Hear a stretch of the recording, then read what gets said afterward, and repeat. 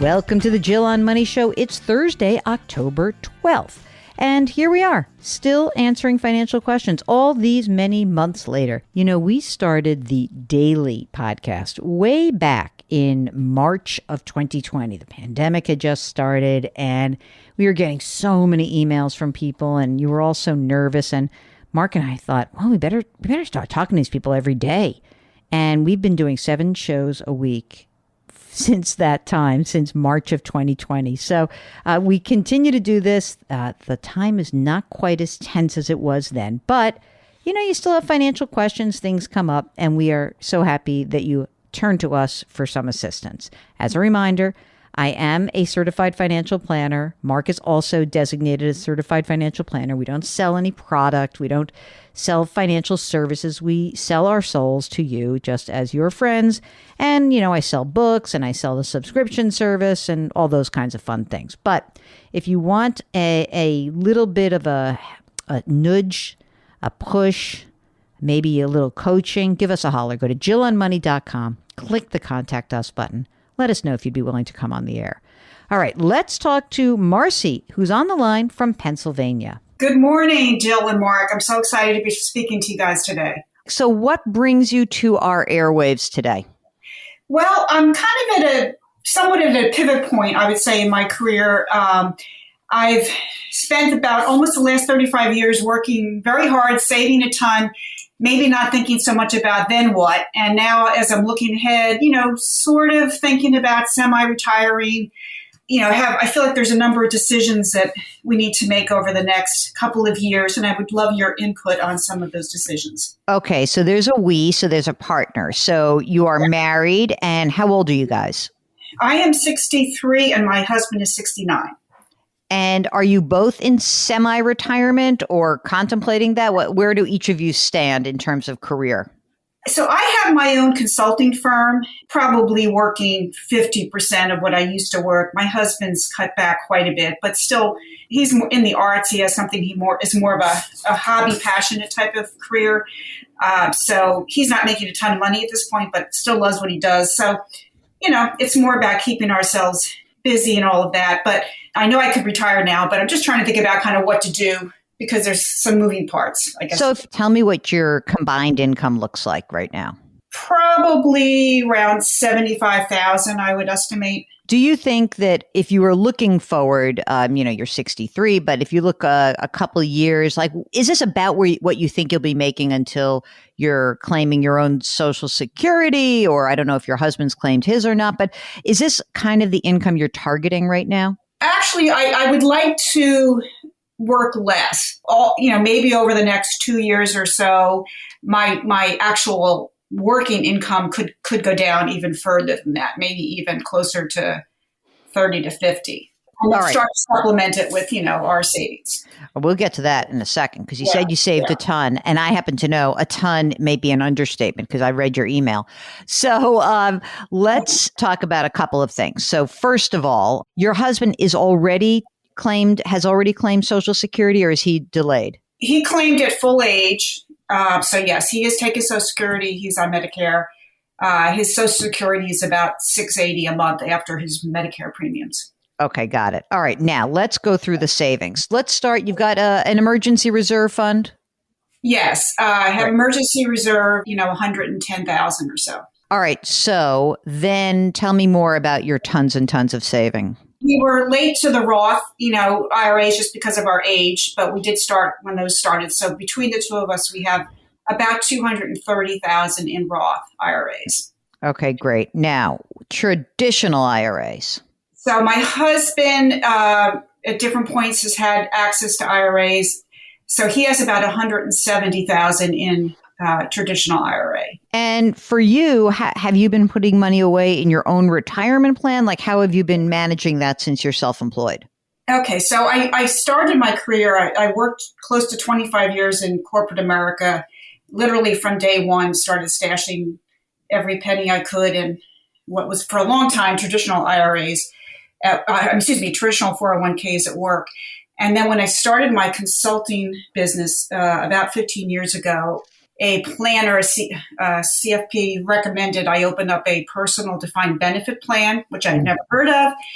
And it was probably the best thing I ever did. So throughout my last I had that plan open for 10 years when I was really making some good money consulting and put away probably 50% of my income every year almost. So we never really changed our lifestyle, even though my income started, going up when I had my own firm. And the defined benefit plan, you said, did you close it down and roll that over? I did. I closed it down after 10 years and rolled it to traditional IRA. So how much in all of that pre-tax retirement savings do you have right now? I now have about $5.5 million. Mark, what kind of sounder could we have to warn people that they are going to hear from somebody who has saved a ton of money and they're going to complain to me? What is the sounder that is like should we have like a bomb? Should we I celebrate this. I think this is amazing. I just want to know, Marcy, when you say you were making more money, like how much more money were you making in those years? When I left corporate America, my income was, somewhere between, let's say, 150 and 175, depending on bonuses. Okay. In my kind of go-go years as a consultant, there were probably 5 or 6 years where it was north of 250. Maybe. But you know what? You weren't making $2 million. You weren't working for a big Wall Street bank. You made money and you saved a ton of money. Correct? Yeah. Is that the fair way to put it? Correct. And I've been driving a 17-year-old car. So if you saw me on the street, you would say, oh, yeah, there's a nice working woman, but So this is fantastic. I mean, truly amazing. So congratulations on being an amazing saver. Really, it's fantastic.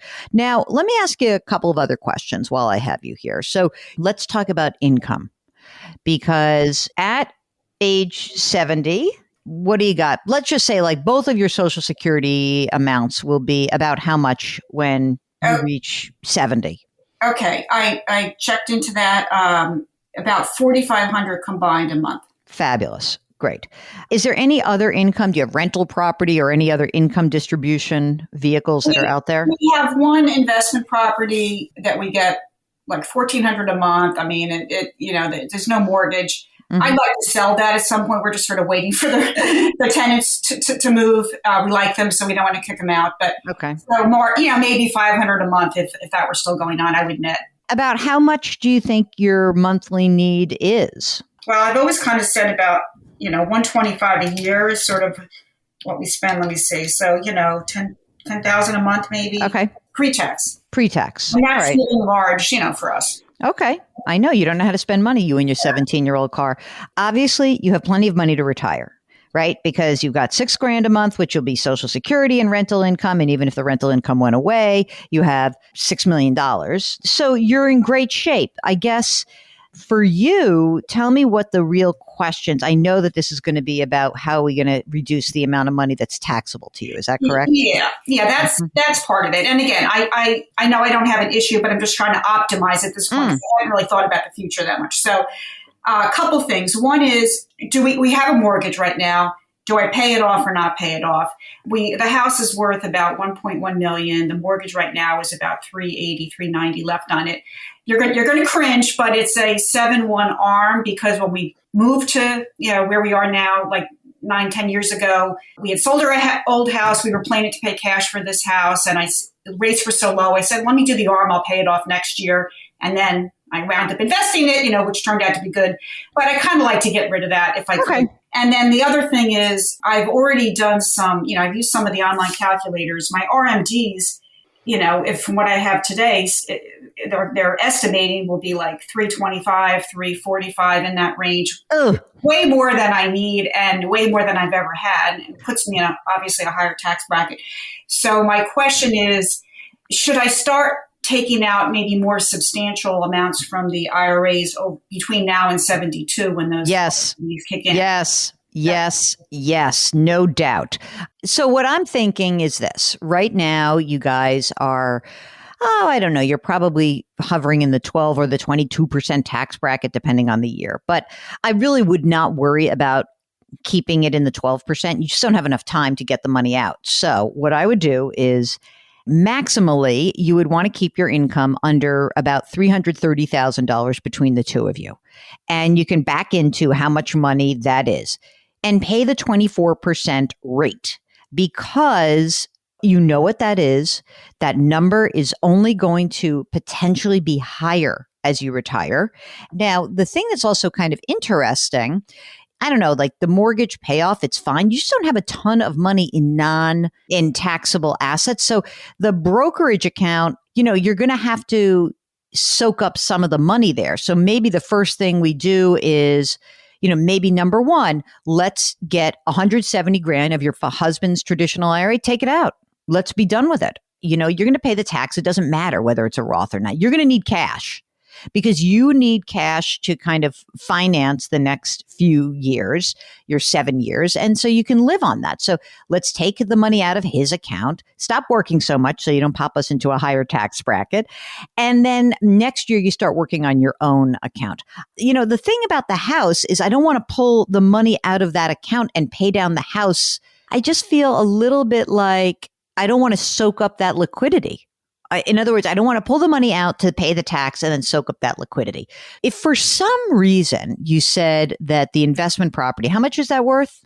Oh, like 220. So if you're going to eventually sell that, that'll help you with your liquidity issue. Meaning when I say liquidity, I mean, you have plenty of liquidity. It's just that it's not been taxed yet. So if you have that property, then you're going to really be able to get a lot of this money out of your IRA next and start whittling that down and paying the taxes at the maximal 24% tax bracket. Don't go above that though. And then I think it's really about managing this process so that you enjoy yourselves. You've spent a good chunk of your career being super savers and you should enjoy yourself. I don't really think there's anything, bad about this. Do you have all of your estate planning done? Where do you have kids? I didn't even ask you about that. Yeah, we have a daughter, we have a grandchild, which is the best thing ever. So she's married, she's all settled, which is great.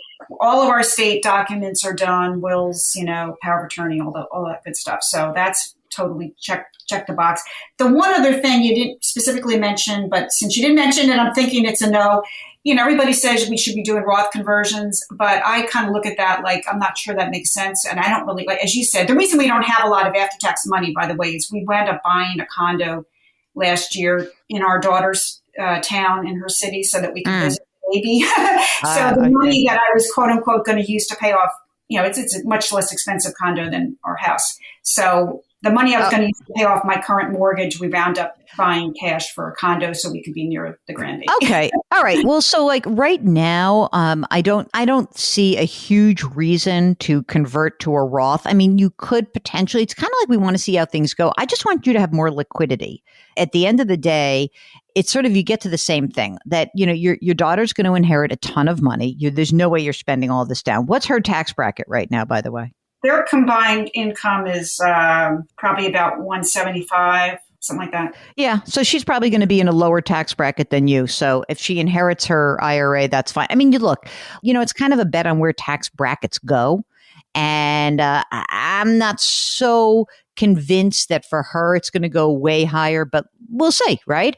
And stop working so hard, Marcy. For God's sakes. I mean, I never say that, but really it's been an amazing ride for you, and you have done a phenomenal job of saving. So I really think you're in great shape. And if things change, if tax laws change, if anything's going on, you want to give us a holler, of course, you're welcome to come back on the air because you've been very pleasant. Can I ask you one last quickie? Funding a 529 for the grandchild. Yeah, but that's just eating up some of your liquidity. I mean, yes, fine. Again, if there's way more money, that's fine. Don't worry about this kid.